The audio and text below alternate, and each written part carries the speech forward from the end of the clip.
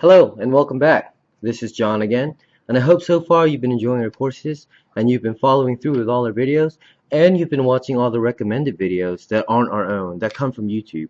And I just want to let you know the reason why we picked these videos wasn't just to fill up space, it's because we've also reviewed these videos ourselves and we felt that these videos could be really helpful in assisting you when it comes to disassembling a phone. So now, you guys have probably been wondering, why is this guy just showing us all these videos as him detailing the disassembly of certain phones and then just reassembling them again? What's the point of all this? Well, here's why. If you think about it, cell phone repair is really just management of microcomponents. Here's what I mean. If someone comes in with a phone that has a crack or malfunctioning speaker, people can hear him, people can't hear him, but he can hear them, or vice versa, then we know that it's either a speaker issue or a microphone issue. If his microphone's not working, they can't hear anything he says. If the speaker's not working, he can't hear anything they say, but vice versa. So by disassembling all these phones and identifying each microcomponent as you disassemble it, that will prepare you and get you ready for the next step, which is diagnosis. If you understand what each part is, you'll be ready to do most of the repairs already at hand, simply by knowing which component needs to be switched out. That's why my strongest recommendation is, while you're doing these disassemblies, repeat the process. Don't just watch the video and say, okay, I watched it, that's done with. No, watch the video, repeat it, do the repairs yourself, and then reassemble it, and then do it all over again. You have to do it to the point where you're almost able to do it with your eyes closed. That's how good you need to be. And then once you've done that, identify the microcomponents as you start to disassemble that. When you take a speaker out, ask yourself, what is the speaker responsible for? Is it the loudspeaker? Is it the quiet speaker? Is there an antenna that's located on the speaker assembly?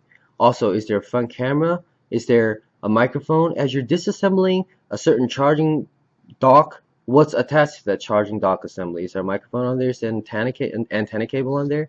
Identify each part. Don't just take it apart and throw it away.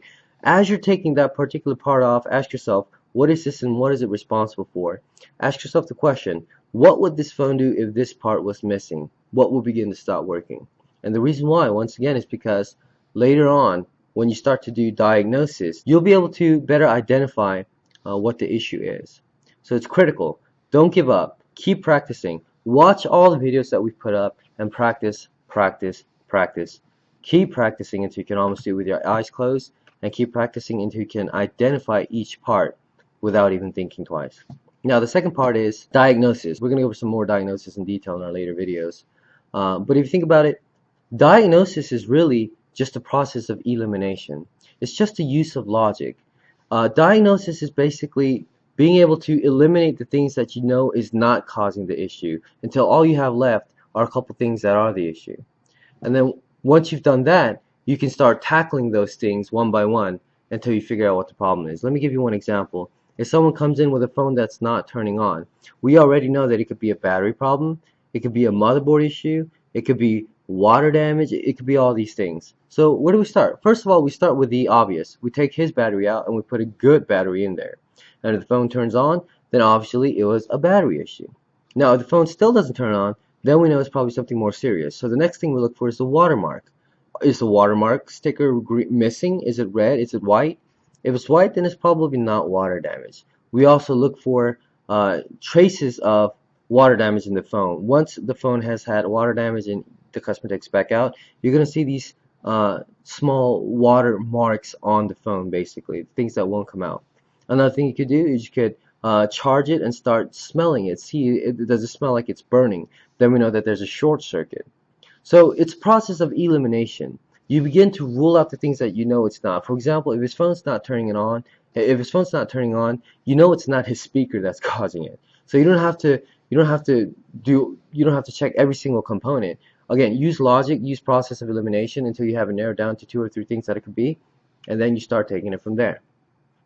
Also, in diagnosis, you want to be able to determine which phones just can't be fixed at all. If someone brings a phone that's been ran over by a van and all it has left is the camera left, then you can't repair that. So you have to be able to draw the line and figure out, okay, what phones can be fixed and what phones can't be fixed.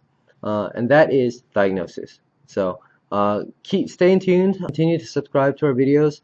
watch our newer videos and practice, and we'll see you soon. Thanks. And we hope you're enjoying our classes. And we hope you can make the best out of these classes.